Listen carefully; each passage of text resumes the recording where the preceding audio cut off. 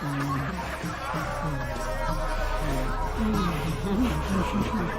out of here!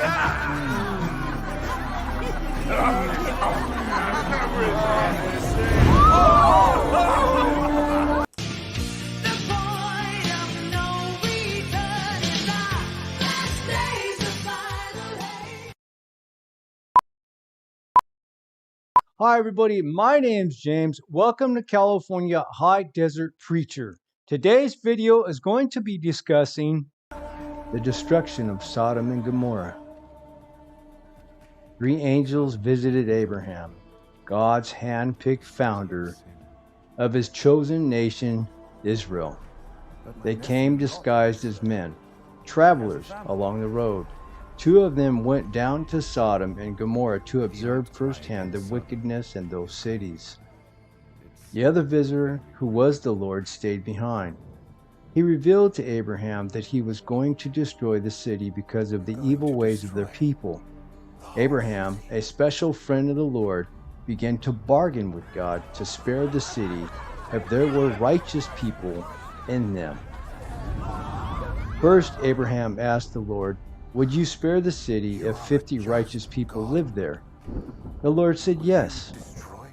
Boldly, Abraham kept bargaining down until God agreed not to destroy Sodom and Gomorrah if 10 righteous people lived there. Then the Lord departed.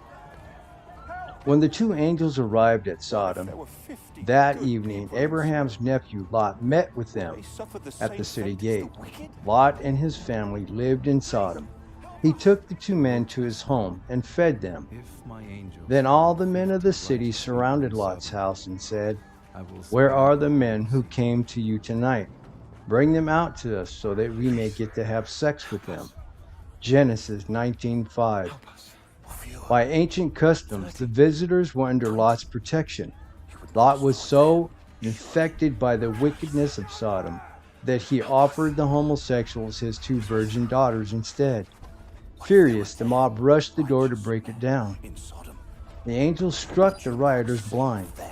Leading Lot, his wife, and his 2 daughters by the hand, the angels hurried them out of the city. The daughter's fiancé would not listen and stayed behind.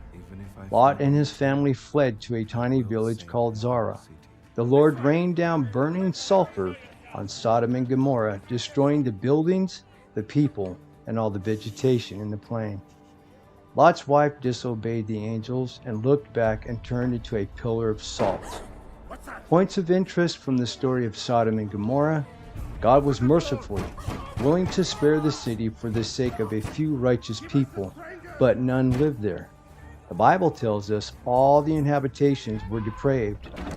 One of the reasons God destroyed Sodom and Gomorrah was because he did not want the Jews to be infected or influenced by the evil.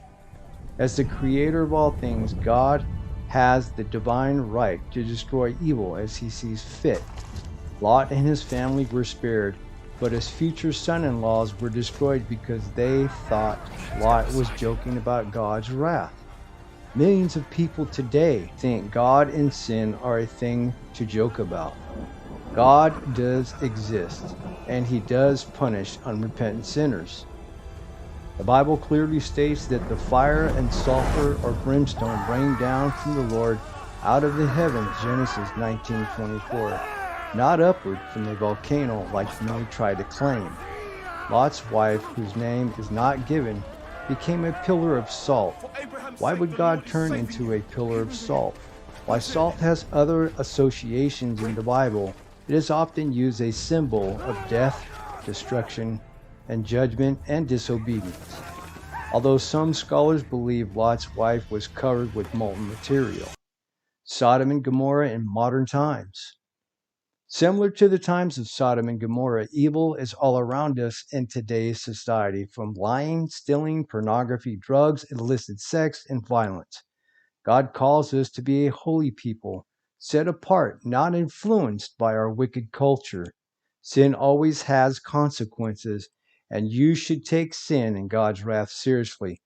And what's the main point of this whole video? The point is, if you are a believer, you are to live separate from the culture and not let culture influence you, point 1. And point two, if you are a believer and you live in the United States of America and you are not praying, fasting, and interceding for this country, I challenge you as your brother in love to do so by doing the same thing to God that Abraham did, by asking God to have mercy on this nation, because there are a few righteous people here that believe in God, that follow God, and worship God and serve God. So together we should lift up hands, fall to our knees, and ask God to have mercy on America, and pray for God to prepare us for what's coming next. My name's James. Thanks for watching California High Desert Preacher. God bless you. Have a wonderful evening.